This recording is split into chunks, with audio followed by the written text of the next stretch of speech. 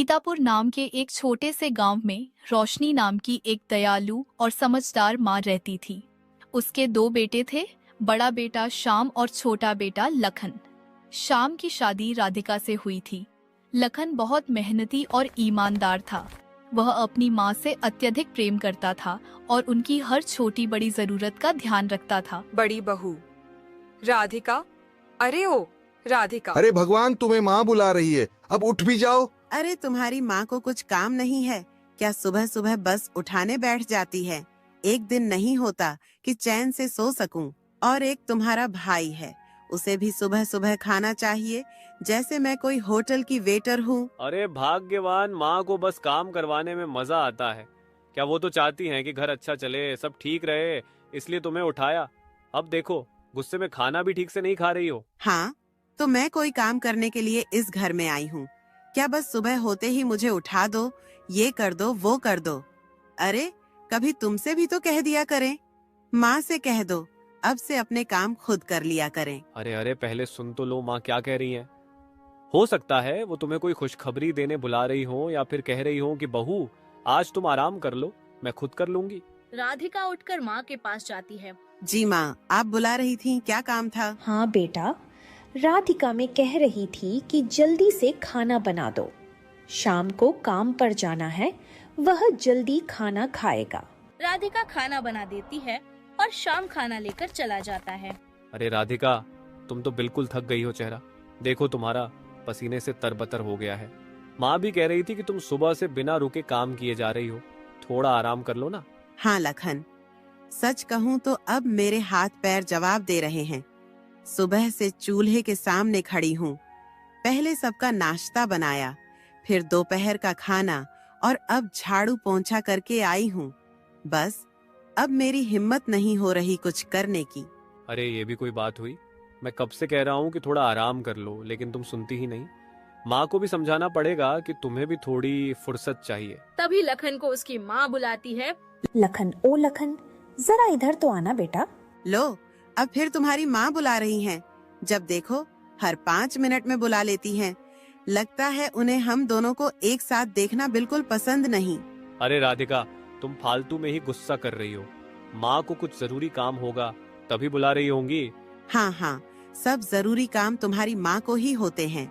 मेरा कोई काम जरूरी नहीं, बस उनकी सेवा में हाजिर रहो, यही तुम्हारा धर्म है। जब देखो तब लखन इधर आओ, लखन उधर जाओ। कभी सोचा है कि मुझे भी तुम्हारी जरूरत होती है? अरे ऐसा कुछ नहीं है राधिका, माँ उम्र दराज है, उन्हें हमारी जरूरत पड़ती है, और फिर वो कोई बेवजह तो नहीं बुलाएंगी ना। बस बस रहने दो, माँ को कोई काम नहीं होता। बस मुझे तुम्हारे साथ बैठा देख लेती है और बस बुलाने लगती है। पूरे दिन घर के काम में लगी रहती हूँ, तब तो कोई नहीं पूछता कि मैं कैसी हूँ। लेकिन हाँ, तुम्हारी माँ को जरा सा भी कुछ चाहिए होता है तो तुम्हें दौड़ कर जाना ही होता है। अरे मेरी प्यारी राधिका, तुम तो यूं ही नाराज हो रही हो। चलो शर्त लगाते हैं, मैं जाकर देखता हूँ कि माँ क्यों बुला रही हैं, और अगर वो कोई फालतू बात करेंगी तो आज से मैं हर बार तुम्हारी इजाजत लेकर ही उनके पास जाऊंगा। लखन अपनी माँ के पास जाता है। माँ बताइए, क्या काम था, आपने मुझे क्यों बुलाया? बेटा, मेरी दवाई खत्म हो गई है। सुबह से ही घुटनों में बहुत दर्द हो रहा है। अब तो चलने फिरने में भी दिक्कत होने लगी है। तू जरा जी के यहाँ से जाकर मेरी दवाई ले आ बेटा। माँ आपने सुबह से बताया क्यों नहीं? इतनी तकलीफ में थी और फिर भी चुप बैठी रही। बेटा, तुझे पहले ही इतने काम रहते हैं, इसलिए तुझे परेशान नहीं करना चाहती थी। सोच रही थी कि शाम तक देख लूंगी, शायद आराम मिल जाए, लेकिन अब दर्द बढ़ता ही जा रहा है। माँ, आप भी ना अपनी तकलीफें कभी बताती ही नहीं। मैं आपकी दवाई अभी लेकर आ जाता हूँ, आप मुझे पैसे दे दीजिए। हाँ बेटा, मैं तुझे पैसे देती हूँ, बस तू जल्दी से जाकर मेरी दवाई लेकर आ जा। भगवान तुझे खुश रखे बेटा। लखन राधिका को बताने के लिए जाता है। क्या हुआ लखन, क्या कह रही थी तुम्हारी माँ इस बार? अरे कुछ खास नहीं, माँ की दवाई खत्म हो गई है और घुटनों में दर्द बढ़ गया है। मुझे वेद जी के पास जाकर दवाई लेकर आनी होगी। हाँ हाँ, तुम्हारी माँ की तबीयत तो हर दूसरे दिन खराब हो जाती है। कभी घुटने दुखते हैं, कभी सिर दर्द होता है, कभी थकान रहती है, और तुम्हें तो हर बार उनके इशारे पर नाचना ही पड़ता है। राधिका, ये कैसी बातें कर रही हो माँ? सच में बीमार हैं। उनकी तकलीफ कोई बहाना नहीं है। अच्छा ठीक है, अब मेरी भी एक बात ध्यान से सुनो। हाँ बताओ राधिका, क्या बात है? माँ जो तुम्हें पैसे देंगी उसमें से थोड़े से पैसे रोक लेना और मेरे लिए कुछ खाने को लेते आना। ये तुम कैसी बातें कर रही हो राधिका? अगर मैंने पैसे रोक लिए तो दवाई के लिए कम पड़ जाएंगे और माँ की तबीयत और खराब हो सकती है। अरे वेद जी कोई बहुत बड़े डॉक्टर हैं। क्या 2 से 4 गोली कम देने से तुम्हारी माँ को कुछ नहीं होगा? वैसे भी उन्होंने जितनी गोलियां खाने को कहा होता है तुम्हारी माँ उतनी खाती भी नहीं है, तो क्यों ना कुछ पैसे बचाकर हमारे लिए भी कुछ अच्छा सा खा लिया जाए। राधिका, तुम्हें समझ में आ रहा है कि तुम क्या कह रही हो? माँ की दवाई से पैसे बचाकर खुद के लिए खाने की चीजें लेना ठीक नहीं है। और क्या ठीक है? पूरे घर की जिम्मेदारी मेरे सिर पर डालकर हर वक्त तुम्हारी माँ की सेवा में लगे रहना। मैं भी इंसान हूँ लखन, मुझे भी कभी कभी अच्छा खाने का मन करता है। मैं कोई गुलाम नहीं हूँ जो सिर्फ दूसरों के लिए सोचे। ठीक है, अगर तुम इतना कह रही हो तो मैं तुम्हारे लिए कुछ खाने को ले आऊंगा, लेकिन दवाई के पैसे में से नहीं। अपनी कमाई से माँ की सेहत के साथ मैं कोई समझौता नहीं कर सकता। लखन माँ की दवाई लेने के लिए वेद जी के पास चला जाता है। वेद जी, जरा जल्दी से माँ की दवाई दे दीजिए। उनकी तबीयत कुछ ठीक नहीं लग रही और उनके पैरों में भी दर्द बढ़ गया है। हाँ लखन, मैं दे देता हूँ, लेकिन देखो बेटा, तुम्हारी माँ की तबीयत अब ज्यादा ठीक नहीं रहती। ये दवाई तो बस कुछ समय के लिए राहत देगी, लेकिन असली इलाज तो किसी अच्छे डॉक्टर से ही होगा। तुम उनके लिए किसी बड़े अस्पताल में दिखाओ। वेद जी, इतने पैसे कहाँ से लाऊं कि किसी बड़े डॉक्टर के पास ले जाऊं? खेत से जो थोड़ा बहुत कमाता हूँ वो घर चलाने में ही खत्म हो जाता है। माँ का इलाज करवाने के लिए हजारों रुपये चाहिए होंगे और मेरे पास तो 1000 भी नहीं है। बेटा, मैं समझ सकता हूँ, गांव में ऐसे ही हालात हैं। गरीब आदमी के लिए बीमार होना भी जैसे एक सजा है। लेकिन देखो, अगर सही समय पर इलाज नहीं हुआ तो बाद में परेशानी और बढ़ सकती है। वेद जी, अभी तो आप अपनी यही दवाई दे दीजिए। फिलहाल माँ को दर्द से राहत मिल जाए, आगे मैं कुछ इंतजाम करने की कोशिश करूंगा। लखन वेद जी से दवाई लेकर और थोड़ा सा खाना पैक कराकर अपने घर आने लगता है। तभी शाम घर आ जाता है। भैया, माँ की तबीयत कैसी है? आप ठीक है ना? हाँ शाम, माँ की तबीयत अब कुछ ठीक लग रही है, लेकिन मैं बहुत चिंतित हूँ। मैं अभी अभी दवाई लेकर आया था, लेकिन डॉक्टर जी कह रहे थे कि माँ को किसी अच्छे डॉक्टर को दिखाना बहुत जरूरी है। अगर समय पर सही इलाज नहीं मिला तो माँ की तबीयत और बिगड़ सकती है। हाँ भैया, मैं भी यही सोच रहा था। माँ को हम ऐसे तकलीफ में नहीं देख सकते। हमें हर हाल में उनका अच्छा इलाज करवाना होगा। शाम, हमारे पास इतने पैसे नहीं हैं कि हम किसी बड़े डॉक्टर को दिखा सकें। गांव में जो इलाज हो सकता था वह तो कर दिया, लेकिन हमें शहर ले जाना पड़ेगा। वहां के डॉक्टर ज्यादा अच्छे हैं पर खर्चा भी ज्यादा आएगा। भैया, आप चिंता मत कीजिए, मैंने इस बारे में अपने सेठ जी से बात कर ली है। वह हमें ब्याज पर पैसे देने के लिए तैयार हैं। कल सुबह मैं जाकर उनसे पैसे लेकर आ जाऊंगा। फिर हम माँ को शहर के अच्छे डॉक्टर के पास ले जाकर उनका पूरा इलाज करवाएंगे। अगले दिन शाम अपनी सेठ के पास जाता है। सेठ जी, मैंने आपको पहले ही बताया था कि मेरी माँ की तबीयत बहुत खराब है।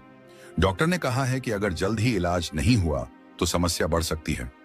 मैं आपकी दुकान पर इतने सालों से मेहनत कर रहा हूँ, ईमानदारी से अपना काम निभा रहा हूँ।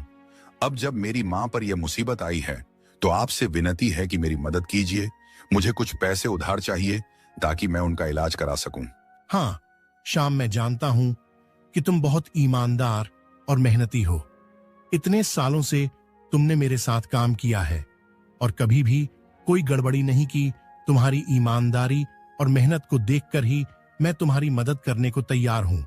लेकिन तुम जानते हो, यह व्यापार है और व्यापार में हिसाब किताब बहुत जरूरी होता है। सेठ जी, आप चिंता न करें, मैं आपकी एक एक पाई चुका दूंगा। मुझे सिर्फ इस वक्त कुछ सहायता चाहिए। मैं दिन रात मेहनत करूंगा, अपनी मजदूरी से थोड़ा थोड़ा करके आपका सारा पैसा लौटा दूंगा। अगर इस रकम में से कुछ पैसे बचते हैं तो वह भी मैं आपको वापस कर दूंगा। बस मेरी माँ ठीक हो जाए, यही मेरी सबसे बड़ी जरूरत है। सेठ शाम को पैसे दे देता है और शाम पैसे लेकर घर आ जाता है। भैया, मैंने सेठ जी से पैसे ले लिए हैं और उन्हें सुरक्षित रख दिया है। अब हमें सुबह जल्दी निकलना होगा ताकि हम समय पर शहर पहुंच सकें और माँ का इलाज अच्छे से करा सकें। डॉक्टर ने कहा था कि इलाज में देरी खतरनाक हो सकती है, इसलिए हमें कोई समय बर्बाद नहीं करना चाहिए। श्याम, तुमने बहुत अच्छा किया। हमें सुबह तड़के ही निकलना होगा ताकि समय पर अस्पताल पहुंच सके। मैं भी सोच रहा था कि शहर में जाकर डॉक्टर से पूरी तरह सलाह लेनी चाहिए और माँ का पूरा इलाज करवा कर ही वापस लौटना चाहिए। अगर जरूरत पड़ी तो हम 1-2 दिन रुक भी सकते हैं, लेकिन माँ की सेहत से कोई समझौता नहीं होगा। सुनो लखन, घर में इतना ढेर सारा पैसा है और सिर्फ माँ जी के इलाज में लगेगा।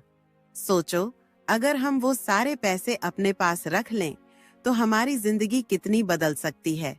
अब इस घर में सिर्फ तुम ही कमाने वाले हो, तो क्यों ना हम अपना अच्छा भविष्य सोचें। ये तुम कैसी बातें कर रही हो भाग्यवान? ये पैसा माँ की तबीयत के लिए आया है। श्याम ने सेठ जी से कर्ज लिया है, वो दिन रात मेहनत करके इसे चुकाएगा। अगर हम ये पैसे चुरा लेंगे तो माँ की तबीयत कैसे सही होगी? और अगर श्याम को पता चल गया तो सोचो क्या होगा। अरे, माँ की उम्र तो वैसे भी पूरी हो चुकी है, अब वो कितने दिन और जिएंगी। सच कहूँ तो उन पैसों की जरूरत हमें ज्यादा है, न कि उन्हें। हम इन पैसों से अपनी जिंदगी सुधार सकते हैं, अच्छे कपड़े ले सकते हैं और भविष्य के लिए कुछ बचा सकते हैं। तुम क्यों इतने भोले बन रहे हो? जैसा मैं कहती हूँ वैसा ही करो। चुपचाप जाकर वो पैसे उठा लो और अपने कमरे में रख दो। राधिका, ये क्या कह रही हो तुम? माँ भगवान समान होती हैं और तुम चाहती हो कि मैं उनके इलाज के पैसे चुरा लूं। ये मेरा संस्कार नहीं है और न ही मैं ऐसा कर सकता हूँ। ये पैसा माँ की जिंदगी बचाने के लिए लाया गया है, न कि हमारे ऐशो आराम के लिए। मैं ऐसा पाप कभी नहीं कर सकता। लखन राधिका से साफ मना कर देता है कि वह माँ के इलाज के पैसे नहीं चुराएगा। फिर जैसे ही रात होती है, राधिका खुद जाती है और वह सारे पैसे लेकर अपने कमरे में रख देती है। फिर जैसी ही सुबह होती है, शाम पैसे लेने जाता है। तभी वह देखता है कि पैसे वहाँ नहीं हैं। भैया, मैंने अलमारी में पैसे रखे थे, लेकिन अब वहाँ पैसे नहीं हैं। क्या पैसे नहीं हैं? ये कैसे हो सकता है? मुझे नहीं पता भैया, कल रात मैंने खुद अपने हाथों से अलमारी में रखे थे, लेकिन अब वहाँ कुछ भी नहीं है। अरे श्याम, अलमारी की चाबी तो तेरे पास ही थी ना, कहीं तूने किसी को तो नहीं दी? नहीं भैया, मैं तो हमेशा ध्यान रखता हूँ, लेकिन अब समझ में नहीं आ रहा कि पैसे कहाँ गए। लखन सोचने लगता है कि कहीं यह काम राधिका का तो नहीं है, क्योंकि कल रात वही बोल रही थी पैसे चुराने को। कहीं उसने खुद आकर माँ के पैसे नहीं चुरा लिए हो। वह चुप रहता है और राधिका के पास जाता है। राधिका, सच सच बताओ, क्या तुमने रात को पैसे चुराए हैं? देखो, अगर तुमने ऐसा किया है तो अब भी वक्त है सच बोलने का, वरना अंजाम अच्छा नहीं होगा। अच्छा नहीं होगा? तुम मुझे धमका रहे हो? लखन क्या बुरा होगा? मुझे भी तो पता चले। राधिका, मजाक मत करो, ये बहुत बड़ी बात है। श्याम के पैसे चोरी हो गए हैं और अगर किसी को पता चल गया कि घर में ही चोरी हुई है तो सोचो हमारी इज्जत क्या रह जाएगी। लखन, तुम्हें तो पहले ही कह दिया था कि मुझे पैसे चाहिए। तुमने मुझे पैसे लाकर नहीं दिए तो मैंने खुद जाकर ले लिए। इसमें इतना परेशान होने की क्या जरूरत है? ये क्या कह रही हो राधिका? तुमने सच में चोरी कर ली? तुम्हें जरा भी शर्म नहीं आई? शर्म? मुझे शर्म क्यों आएगी? मैं तुम्हारी पत्नी हूँ। तुम्हारी आधी कमाई पर मेरा भी हक है। जब तुमने मेरी जरूरतें नहीं पूरी की तो मैंने खुद ही ले लिया। लखन चुप रहता है और यह बात किसी से नहीं कहता। अगर वह यह बात कह देता तो उसे पता था कि वह अपनी माँ की नजरों में गिर जाता। माँ, मैं तेरे इलाज के लिए सेठ जी से पैसे लेकर आया था, लेकिन न जाने कैसे किसी ने वो पैसे चुरा लिए। अब मैं सेठ जी के पैसे कैसे लौटाऊंगा? तेरा इलाज भी नहीं हो पाया माँ। मैं तुझसे नजरें तक नहीं मिला पा रहा। बेटा, तू चिंता मत कर। जिसने भी गरीब की मेहनत की कमाई पर हाथ मारा है वो कभी खुश नहीं रहेगा। ऊपर वाला सब देख रहा है। उसके घर में देर है, अंधेर नहीं। मेरी बीमारी उस इंसान के घर में जरूर जाएगी जिसने हमारे दुख को बढ़ाया है। माँ, जिसने भी हमारे पेट पर लात मारी है उसने बहुत बड़ा पाप किया है। ऊपर वाले की लाठी बेआवाज होती है, पर जब चलती है तो इंसान की दुनिया हिलाकर रख देती है। तभी उसे रात खूब तेज की बारिश होती है और खूब तेज की हवा चलती है। राधिका की तबीयत अचानक बहुत ही खराब हो जाती है। जो बीमारी शाम की माँ को थी अब वह राधिका को लग गई थी। राधिका समझ जाती है कि उसे पैसे चुराने का नतीजा मिला है। बहू, तू चिंता मत कर, ऊपर वाला बहुत बड़ा है, सब ठीक कर देगा। देख, अब मेरी तबीयत भी ठीक हो गई है तो तेरा भी सब ठीक हो जाएगा। बस तू हिम्मत रख। नहीं माँ, मैं अब ठीक नहीं हो पाऊंगी और शायद ये मेरी ही सजा है। मुझे आपसे एक बहुत बड़ी बात कहनी है, एक ऐसी बात जिसे कहने की मुझ में हिम्मत नहीं थी, लेकिन अब और छुपा नहीं सकती। कैसी बात? राधिका, क्या हुआ? माँ, वो पैसे जो श्याम भैया ने तेरे इलाज के लिए सेठ जी से उधार लिए थे, वो पैसे मैंने ही चुराए थे। राधिका, तूने? हाँ माँ, मुझसे बहुत बड़ी गलती हो गई। लालच आ गया था। मैंने सोचा था कि थोड़े दिन बाद चुपके से पैसे वापस रख दूंगी, लेकिन मेरी ये गलती बहुत बड़ी बन गई। उसी दिन से मेरे दिल को चैन नहीं, और अब देखिए, मुझे ऊपर वाले ने आपकी ही बीमारी दे दी। ये मेरी सजा है माँ। यह सारी बातें सुनने के बाद वह उसे माफ कर देती है और ऐसे ही कुछ दिन बाद मैं ठीक हो जाती है और श्याम भी सेठ जी के सारे पैसे चुका देता है।